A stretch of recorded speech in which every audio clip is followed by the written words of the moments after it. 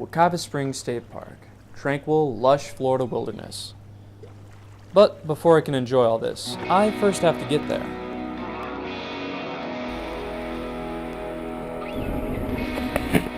So I'm gonna edit this together to make this trip go by in just a couple seconds, whereas for me, from UCF, I've got about 30 minutes in the car.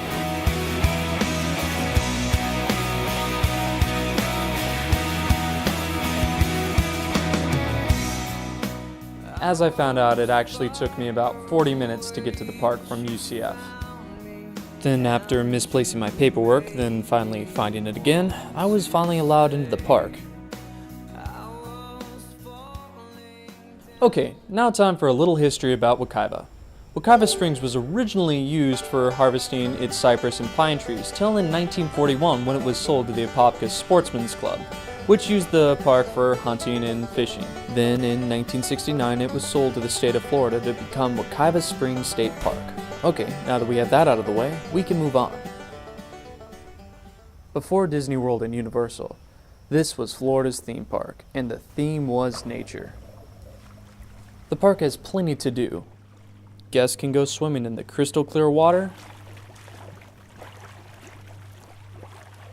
or for those that don't really feel like getting their hair wet, Wekiwa also offers canoe and kayak rentals.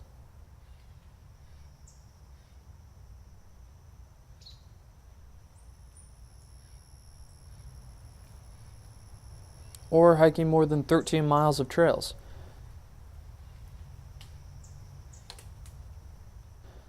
Wekiwa seems to have it all. However, there is one thing I found the park seemed to be lacking. Okay, I've come here. I've been bit by mosquitoes all over the place. I've got like 500 extra holes in my shirt from that. And the only thing I'm looking for, I'm not looking for wildlife, not looking for the great outdoors. All I'm looking for is a drinking fountain. Which I thought, being Wekiwa Springs, they'd have plenty of them. But I've been looking for 10 minutes now, and I can't find any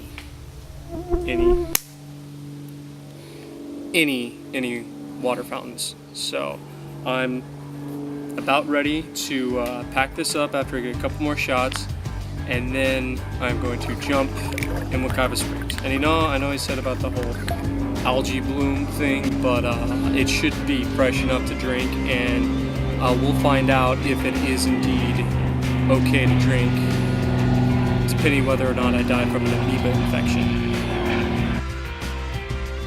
Now, to make sure that I don't scare anyone off, the water at Wekiwa stays at a constant 72 degrees year-round, so you don't have to worry about amoebas.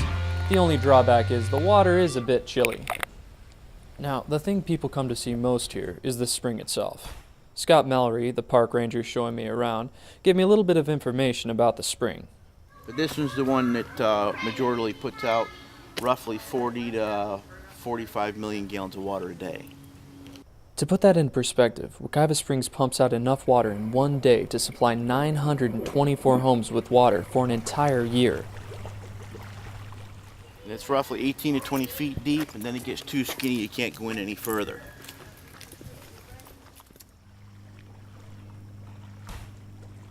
Here at Wekiwa, you get two for the price of one. That's right, along with the main spring, you get a second bonus spring. This spring is not nearly as impressive as the main spring. It's like Epcot compared to the other Disney parks. Cool, but not as cool.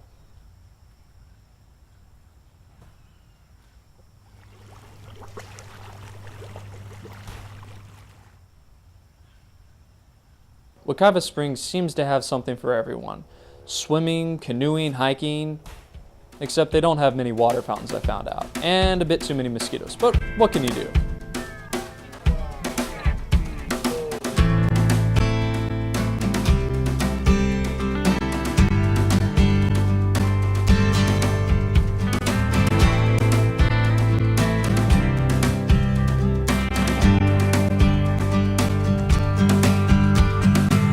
I speak with the tongues of men and angels. Okay, found the water fountain. It's right there. Turns out, if you're looking for the water fountain, it's located right by the parking area. There's the spring down there. There's the bathroom. There's the water fountain. So now you don't have to go through what I went through.